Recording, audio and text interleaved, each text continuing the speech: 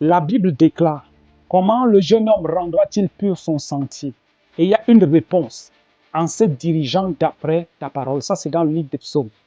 Je pense que c'est le psaume 119, si je ne me trompe pas. La Bible nous fait comprendre là que pour, n'est-ce pas, garder les sentiers de Dieu purs, il faut se diriger d'après la parole. C'est quoi se diriger d'après sa parole? C'est d'être obéissant à la parole de Dieu, c'est de la mettre en pratique. Aujourd'hui, écoute-moi, je vais te dire quelque chose. Chaque fois que le diable veut te faire tomber dans le péché, il va te faire oublier la parole de Dieu. Il va te faire oublier. Ça s'est passé depuis le commencement. Le diable ne change pas ses stratégies.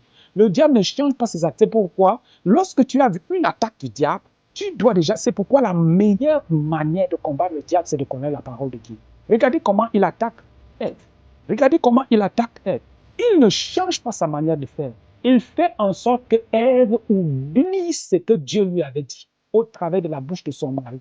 Il fait en sorte que Ève oublie cela et Ève ne considère plus la parole de Dieu. Et il met au premier plan la parole que lui, il donne à Ève. Et quand Ève met au premier plan cette parole, elle oublie celle que son mari lui avait donnée. Et elle met en pratique ce que le diable venait de lui donner. Et ainsi, elle tombe dans le péché. C'est ça que le diable fait chaque jour. Quand le diable veut t'amener à tromper ta femme, il va d'abord te donner des amis qui vont te dire des choses de bêtises. Ils vont te dire des choses, au début tu vas refuser, mais ça va germer en toi. Ça va déposer une semence en toi. Lorsque le diable veut que tu commences à te prostituer, il va faire en sorte que tu rencontres des personnes qui sont dans le domaine. Et ces personnes vont te dire, il n'y a pas de mal à cela. Au départ, tu vas dire, non, moi, je ne viens pas d'une famille comme ça, et ainsi de suite. Mais un jour maintenant, lorsqu'il y aura la tentation, tu vas voir comment cette chose va renaître en toi et puis tu vas te retrouver en train de faire cela.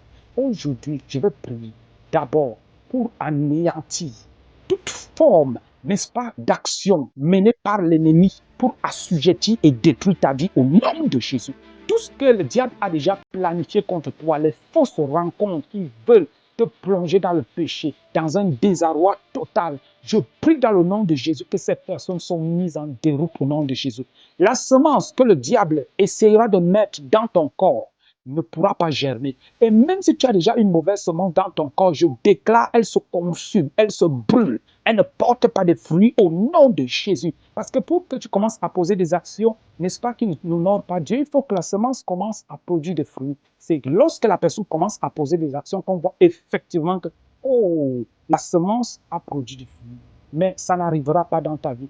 Les produits que le Seigneur veut voir dans ta vie, c'est ça que tu feras au nom de Jésus. Ce sont ces actions que tu feras au nom puissant de Jésus-Christ.